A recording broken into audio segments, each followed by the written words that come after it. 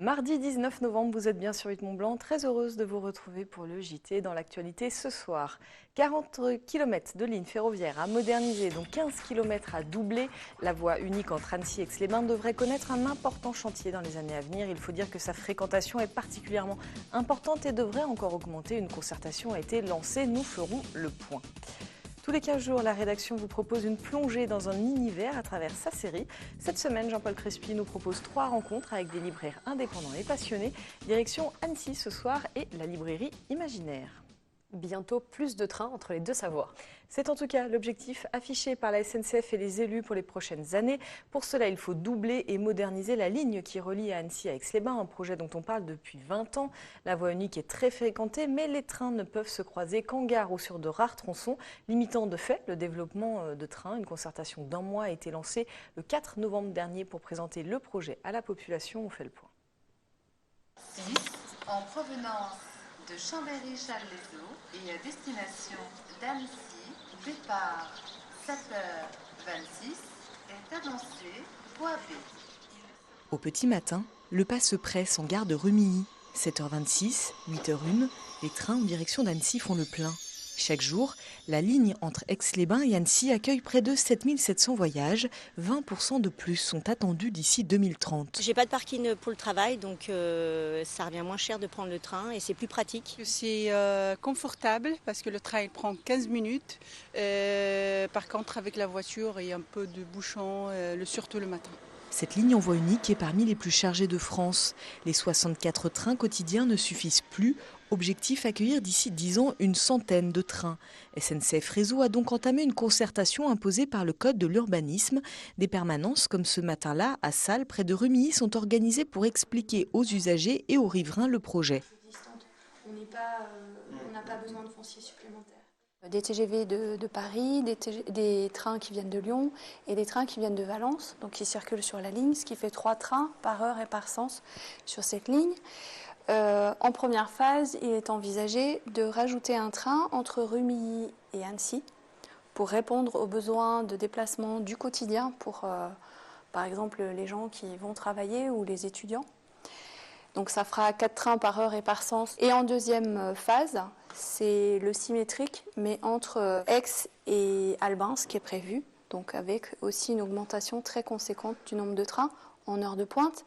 Dans les 2 phases, en fait, ce qui est visé, c'est de pouvoir assurer une fréquence au moins à la demi-heure. La première phase prévoit de doubler les voies à la sortie de la gare d'Annecy et entre Remilly et Marcella. La seconde, 8 km de voies entre Grésy-sur-Aix et Albins.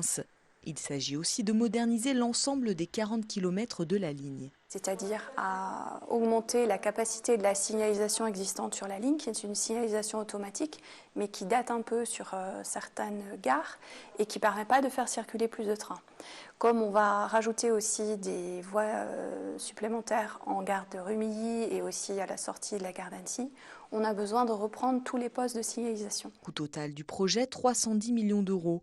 150 millions manquent encore à l'appel pour la deuxième phase, celle entre Albins et Aix-les-Bains. En attendant, la concertation se poursuit jusqu'au 4 décembre avec des réunions publiques les 20 et 26 novembre à Aix-les-Bains et Remilly. Des permanences sont aussi prévues le 20, 21 et 27 novembre en gare de Remilly, Annecy et Aix-les-Bains. En Haute-Savoie, un site Céveso inquiète certains habitants et une association. Le groupe suisse Safram transporte et stocke des matières premières chimiques. L'un de ses entrepôts est situé à Étaux, à La Roche-sur-Foron, depuis 2007. L'endroit est classé site Céveso, ce qui veut dire qu'il s'agit d'un site industriel présentant des risques d'accidents majeurs. C'est le cas depuis une dizaine d'années, mais nouveauté, son seuil de dangerosité vient d'être relevé au plus haut niveau. De nouvelles matières à risque et en quantité plus importante pourraient être stockées dans l'entrepôt. Un développement qui inquiète certains habitants. Nombreux sont ceux à penser à l'accident de Lubrizol à Rouen. Visite des lieux avec Victoria Lopez. C'est une essence de coriandre. Et voilà, et qui effectivement est dangereuse pour l'environnement. Coriandre, paprika, gingembre, orange ou encore poivre. Ce sont autant d'essences utilisées par l'industrie chimique pour fabriquer des parfums ou des produits alimentaires. Des produits inflammables et considérés comme dangereux selon leur densité et leur quantité. L'entreprise Safram, spécialisée dans le transport et le stockage de ces matières premières, est classée Seveso depuis 2010. Le seuil de dangerosité de son entrepôt de La Roche-sur-Foron vient d'être relevé. C'est un changement qui est lié à des démarches administratives. Le site n'a aucun travaux d'extension. En stockage, il n'y a aucune modification. Le site est ce qu'il est. Par contre, pour mieux répondre aux besoins des clients, on doit stocker des matières ou un mix de quantités un peu différents. Et administrativement, cela nous mène à être classé Seveso seuil haut au lieu de seuil bas. Ce nouveau seuil soulève les inquiétudes de la population et des associations de défense de l'environnement. L'accident de Rouen et d'autres par le passé ont démontré que personne n'était à l'abri.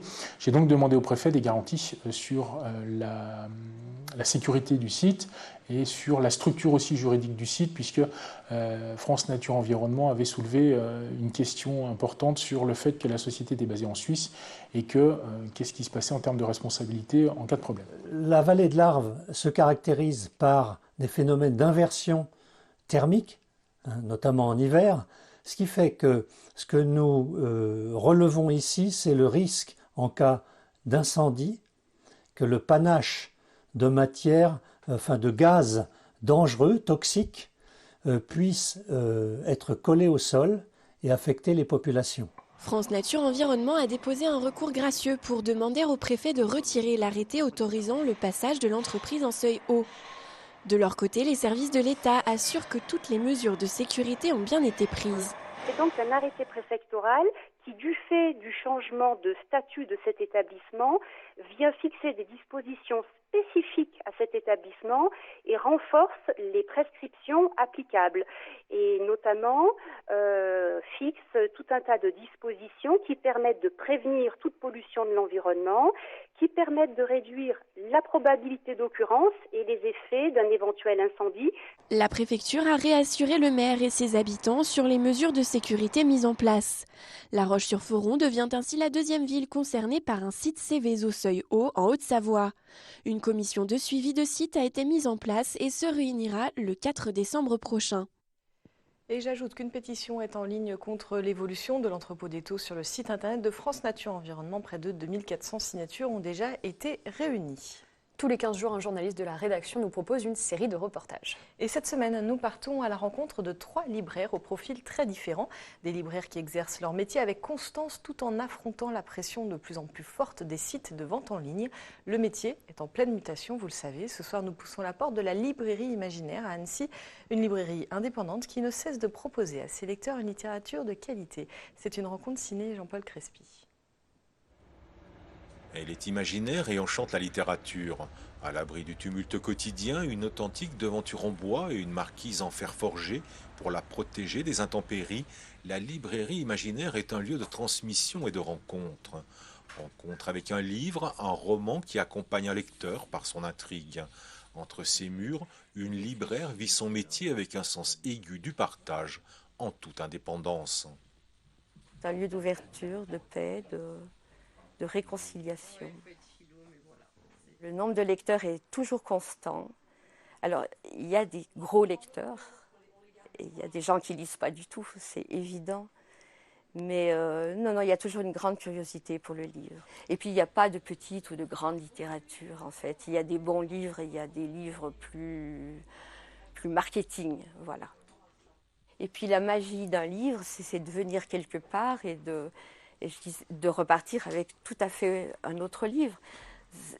On vient avec une idée précise et puis il y en a tellement qui nous appellent et qui seraient peut-être tellement mieux ou tellement plus à propos pour le moment.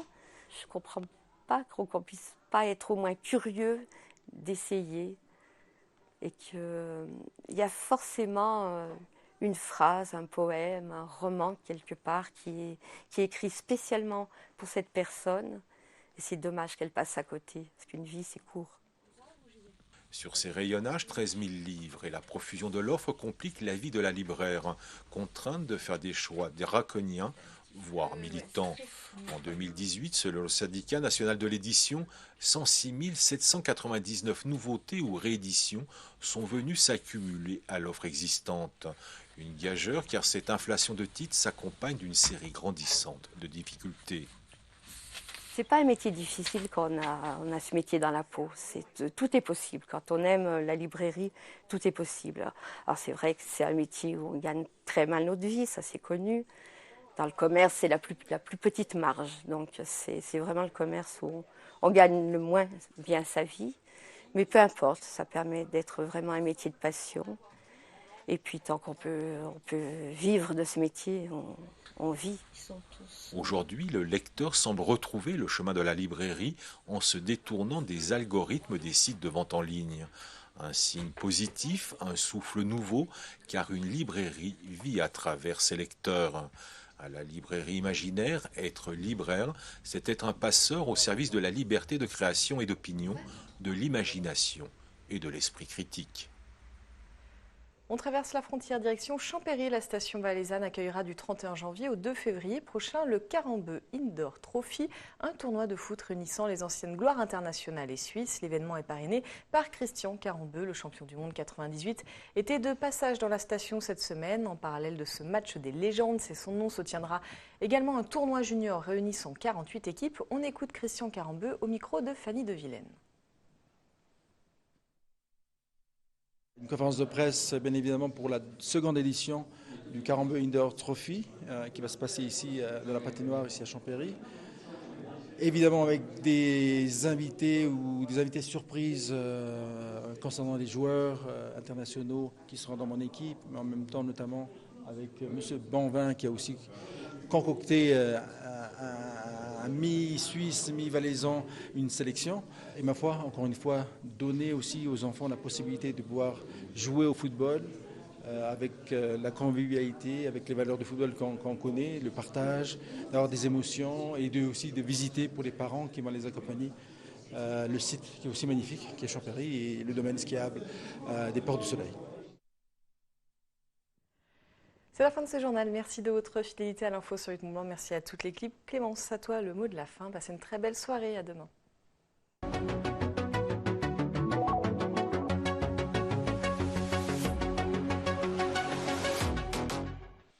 C'est déjà la fin de cette émission. Merci à toute l'équipe et merci à vous de nous suivre. Si vous nous regardez en direct, ne manquez pas le film Would You à 21h. Plongez dans le quotidien de Jérémy Pancras, skieur sans tambour ni trompette, mais avec style. Passez une très belle soirée. On se retrouve demain.